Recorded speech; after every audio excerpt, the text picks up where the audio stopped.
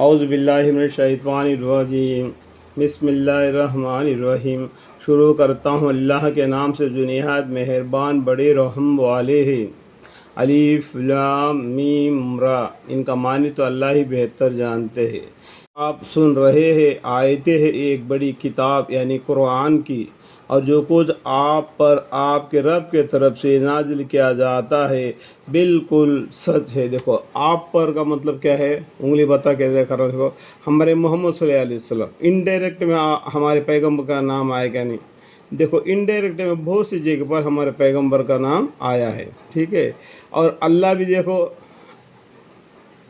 اللہ کر کے نہیں آیا کہ انڈائریکٹ میں اللہ کا نام وہاں پر اس کا معنی میں معلوم پڑ جاتا ہے، یعنی قرآن کی۔ اور جو کچھ آپ پر آپ کے رب کے طرف سے نازل کیا جاتا ہے بالکل سچ ہے، اور لیکن بہت سے آدمی ایمان نہیں لاتے، یعنی قرآن کے اوپر بہت سے لوگ ایمان نہیں لاتے، دین اسلام کو انکار کرتے۔ اللہ ایسا قادر ہے کہ اس نے آسمانوں کو اور بدون ستون کے اونچا کھڑا کر دیا، یعنی آسمان کو بالکل کوئی ستون نہیں، جیسا ہم گھر کو پلر وغیرہ ڈال کے سلاب ڈالتے ہیں، اس طریقے سے آسمان کوئی بغیر پلر کا ساتوں آسمان ساتوں زمین کو اللہ تعالیٰ نے بنا دیے، اونچا کھڑا کر دیا۔ چنانچہ تم ان آسمانوں کو اس طرح دیکھ رہے ہو، پھر عرش پر قائم ہوا، اللہ تعالیٰ نے عرش الہی پر قائم ہوا، اور آفتاب اور مہتاب کو کام میں لگا دیا، یعنی آفتاب مطلب سورج، مہتاب مطلب چاند اور ستارے کو کام میں لگا دیا، ہر ایک وقت معنی پر چلتے رہتا ہے، وہی اللہ ہر کام کے تدبیر کرتا ہے۔ یعنی قرآن کے اندر اللہ سائنس کے بارے میں بتا دیا، جو ستارے ہیں نا یہ چاند اور سورج سے بھی بڑے ہیں، بہت دور ہے، اس کے وجہ سے ٹپ ٹپ نظر آتے ہیں، یہ سائنس بھی قرآن کے طور پر بتا دیا، ٹھیک ہے۔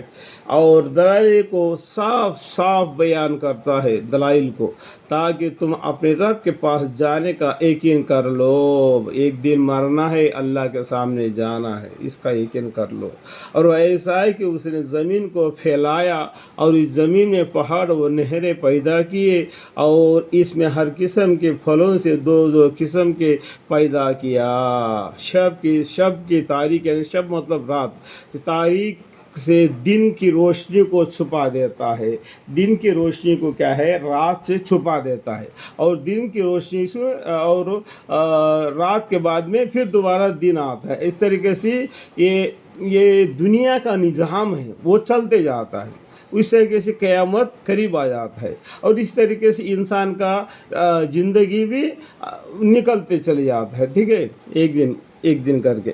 ان اموار مذکورہ میں سوچنے والوں کے سمجھنے کے واسطے توحید پر دلائل موجود ہے، اور زمین میں پاس اور پھر مختلف قطعے ہے، زمین بھی ایک جگہ پر کالا ہوگا، ایک جگہ پر لال قسم کا زمین ہوگا، الگ الگ زمینیں ہیں، ٹھیک ہے۔ اس طرح کے پہاڑوں بھی دیکھو الگ الگ ہے، یہاں پر کہیں آرے ہے، کہیں ریتیلی پہاڑ ہے، اور کہیں برف کے پہاڑ ہے، ٹھیک ہے، سمجھ لو، ٹھیک ہے۔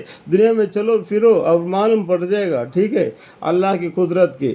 اور انگوروں کے باغ ہے، اور کھیتیاں ہے، اور کھجوریں ہے، جن میں بعض تو ایسے ہے کہ ایک تن سے اوپر جا کر 2 تن ہو جاتے ہیں، اور بعض میں وہ تن نہیں ہوتے، یعنی بالکل تن نہیں ہوتے، بالکل لکڑی کی جیسا کہ آگے پھیل جاتا ہے اور پھل دیتا ہے، بعد میں سوکھ جاتا ہے، جیسا کہ آم کا پیڑ ہو، جیسا کہ ککڑی کا جھاڑ ہو، کنکڑی کا، اس طریقے سے پیڑوں کے بھی الگ الگ انداز سے اللہ تعالیٰ نے بنایا۔ یہ سب کس لیے بنا دیا؟ ہمارے لیے، انسانوں کے لیے۔